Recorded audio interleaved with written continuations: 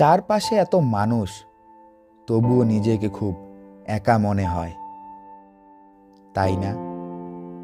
জানো তো, ভিড়ের মধ্যে হাঁটা সহজ, কিন্তু একা চলার জন্য সাহসের প্রয়োজন হয়। সিংহরা সবসময় একাই চলে, আর ভেড়ার পাল থাকে দলে। তোমার এই একাকিত্ব তোমার দুর্বলতা নয়, এটা তোমার শক্তি। উপরওয়ালা লড়াই করার ক্ষমতা সবাইকে দেয় না।